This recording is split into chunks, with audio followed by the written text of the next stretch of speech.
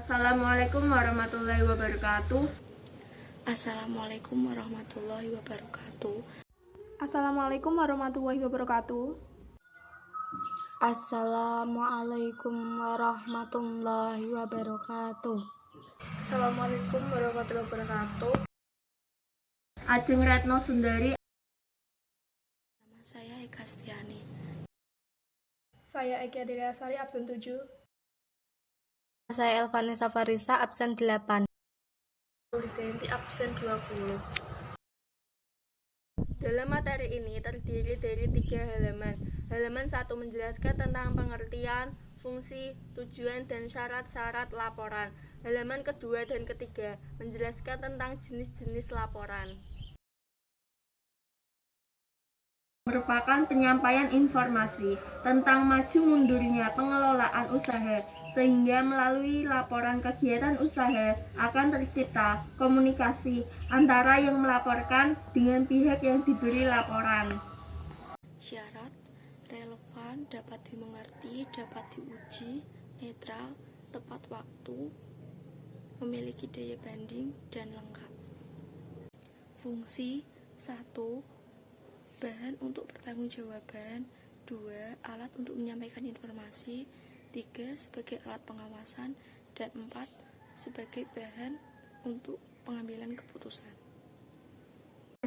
Tujuan penyusunan laporan kegiatan usaha adalah untuk memberi keterangan tentang masalah kegiatan usaha sehingga dapat diketahui oleh pemimpin atau bagian yang menyusun laporan kegiatan usaha.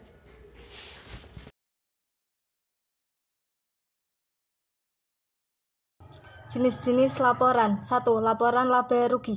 Menunjukkan kemampuan perusahaan untuk menghasilkan keuntungan pada suatu periode akuntansi atau 1 tahun, terdiri dari pendapatan dan beban usaha.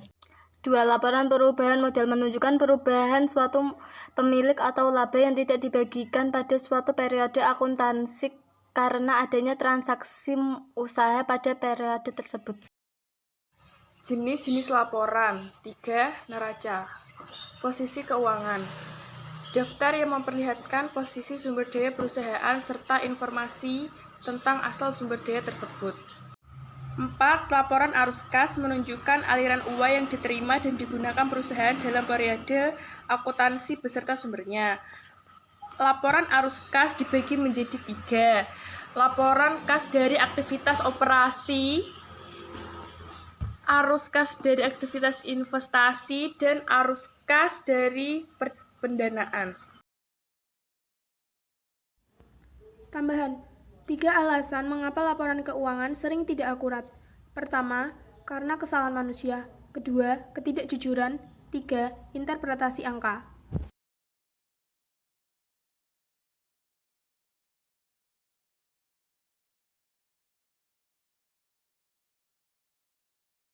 Nomor 1. Fungsi laporan arus kas adalah A.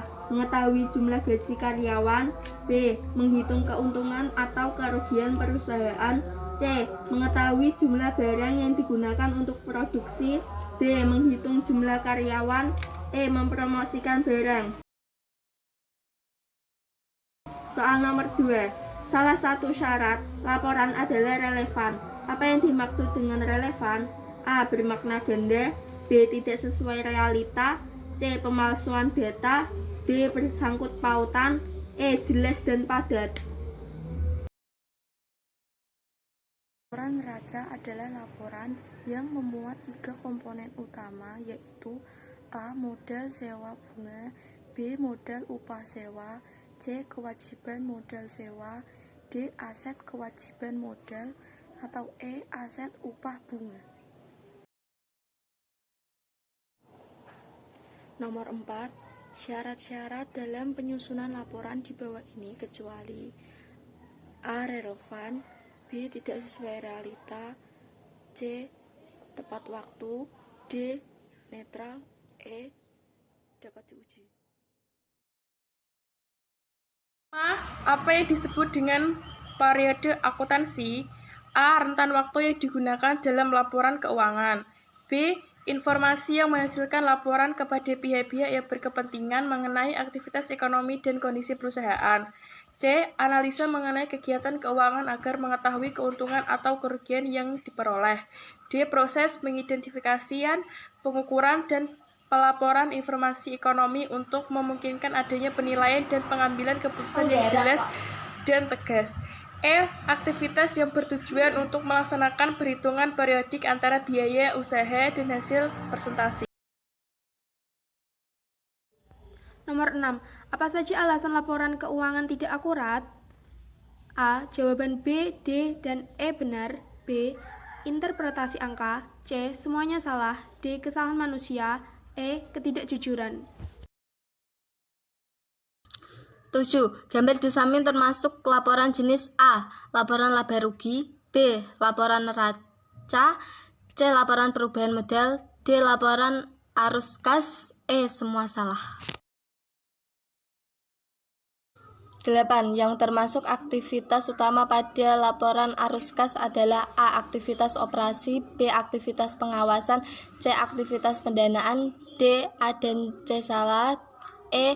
A, B, dan C benar. Termasuk jenis apakah laporan di samping? A. Laporan laba rugi. B. Laporan neraca. C. Laporan perubahan modal. D. Laporan arus kas. E. Semuanya benar. Yang ke-10, laporan neraca disebut juga laporan A. Cash flow. B. Laporan laba. C. Laporan timbangan. D. Laporan keseimbangan. E. Laporan posisi keuangan.